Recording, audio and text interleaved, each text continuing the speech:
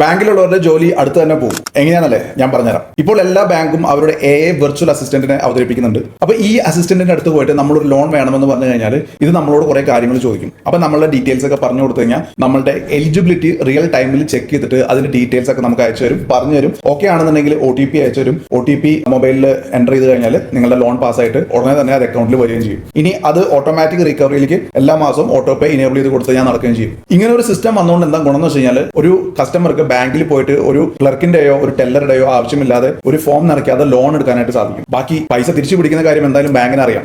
ഇപ്പോൾ നിങ്ങൾ ശ്രദ്ധിച്ചാൽ നിങ്ങൾക്ക് മനസ്സിലാവും, ബാങ്കിലുള്ള എല്ലാ സ്റ്റാഫിനും ഇപ്പോൾ മന്ത്ലി ടാർഗറ്റ് കൊടുത്തു തുടങ്ങിയിട്ടുണ്ട്. മുന്നേ ബ്രാഞ്ചിനായിരുന്നു, ഇപ്പൊ അങ്ങനെയല്ല, എല്ലാ സ്റ്റാഫിനും ടാർഗറ്റ് ഉണ്ട്. ഈ ടാർഗറ്റ് എന്തിനാണ് കൊടുത്തിരിക്കുന്നത്? കാരണം ഈ ടാർഗറ്റ് അവർ അച്ചീവ് ചെയ്ത് കഴിഞ്ഞാൽ ബാങ്കിന് ശമ്പളം കൊടുക്കാനുള്ള പൈസ അതിൽ നിന്ന് കിട്ടും. ഇനി അവർ ടാർഗറ്റ് അച്ചീവ് ചെയ്തില്ലെങ്കിലോ ഇവരുടെ പെർഫോമൻസ് മോശമാണ് എന്ന് പറഞ്ഞ് പതിയെ പതിയെ അവരെ സൈഡ് ആകും. ഇതിലൂടെ പുതിയ ആൾക്കാരെ എടുക്കുന്ന റിക്രൂട്ട്മെന്റ് നിർത്തുകയും പെർഫോം ചെയ്യുന്ന ആൾക്കാരെ മാത്രം മെയിൻറ്റെയിൻ ചെയ്യുന്ന ഒരു സിസ്റ്റത്തിലേക്ക് മാറുകയും ചെയ്യും. പൂർണ്ണമായും എല്ലാവരുടെയും ജോലി പോകും എന്നല്ല പറയുന്നത്, പക്ഷേ മാസ് പേ ഔട്ട് വരുന്ന ഏരിയയിലുള്ള എംപ്ലോയീസിന്റെ നമ്പേഴ്സ് ബാങ്കുകളെല്ലാം തന്നെ കുറയ്ക്കും. ഇത് ബാങ്കിൽ മാത്രമല്ല, ഒരുവിധം എല്ലാ കോർപ്പറേറ്റ് കമ്പനികളിലും ഗവൺമെന്റ് സെക്ടറിലും ഇത് ഉടനെ തന്നെ വരും. അപ്പോൾ ഇനി നിങ്ങൾക്ക് ജോലി ഉണ്ടാകുമോ ഇല്ലയോ എന്ന് ഒരിക്കലും നമുക്ക് ഇപ്പോൾ പറയാനായിട്ട് സാധിക്കില്ല. പ്രിപ്പയർഡ് ആയിട്ടിരുന്നോ, പാരലലി നിങ്ങൾ നിങ്ങളുടെ സ്കിൽസ് ഡെവലപ്പ് ചെയ്തോ, എന്തും എപ്പോൾ വേണമെങ്കിലും സംഭവിക്കാം. ബാങ്കിലുള്ളവർ ഈ വീഡിയോ തന്റെ ഫ്രണ്ടിനും കൂടെ ഒന്ന് അയച്ചു കൊടുത്തോളൂ. Be ready for the future.